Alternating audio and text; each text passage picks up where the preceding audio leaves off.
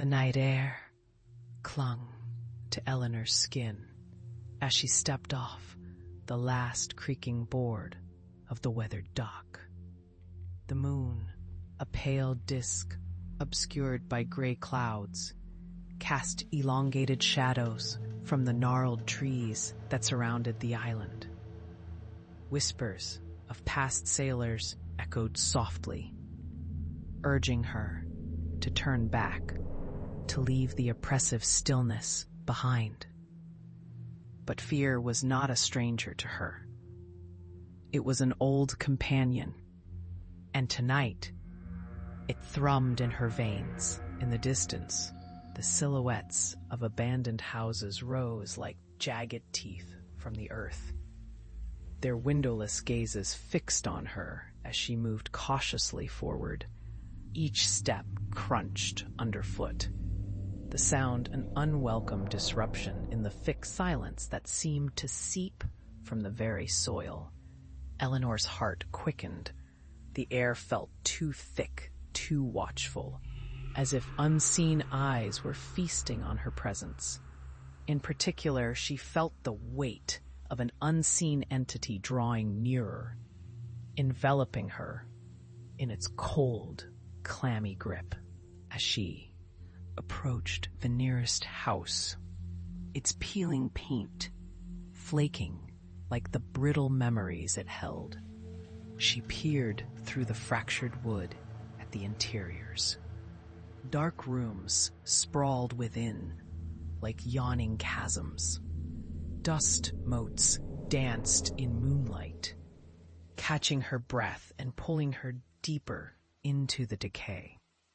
From somewhere inside, she thought she could hear a child's giggle, light and airy, discordantly cheerful in the weight of the gloom. Eleanor recoiled, her instinct screaming for her to run, but curiosity held her feet to the ground. With each move, the air thickened.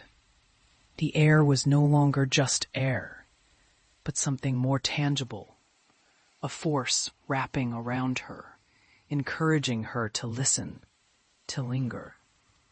As she stepped further inside, a doll caught her eye, nestled in the corner of the main room.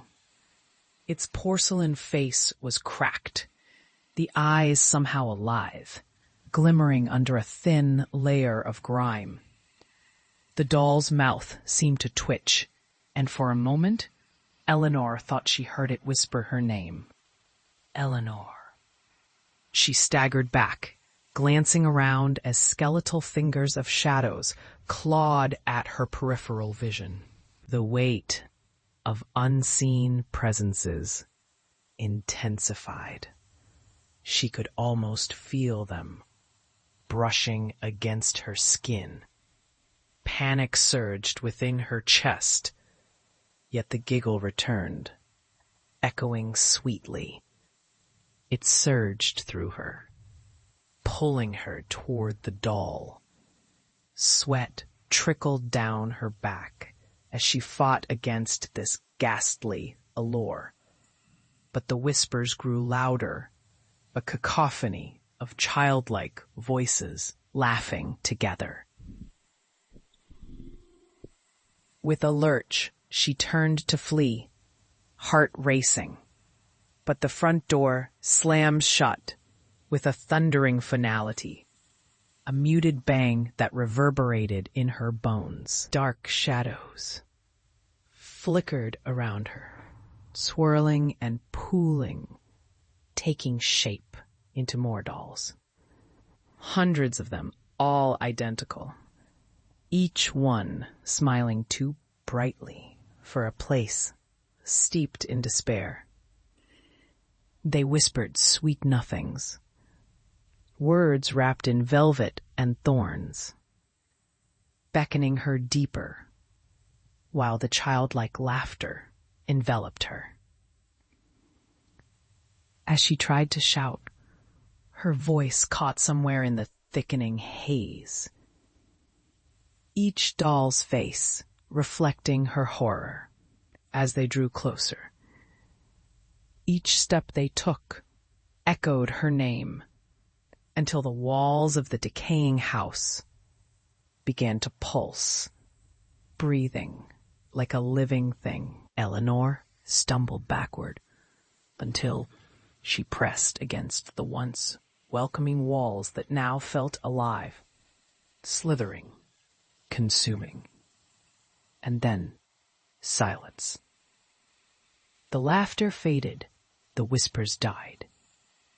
The room fell still, but the dolls remained watchful, expectant. The front door creaked open softly, the moonlight spilling inside, illuminating the chaos of half-finished thoughts and unspoken fears. Eleanor vanished without a trace, and the island, returning to its suffocating quiet, held on to her whispers as if savoring a treasured memory, ready to welcome the next curious soul drawn by the promise of the unknown. The dolls, smiles frozen but eyes alive, resumed their vigil, waiting, waiting, waiting.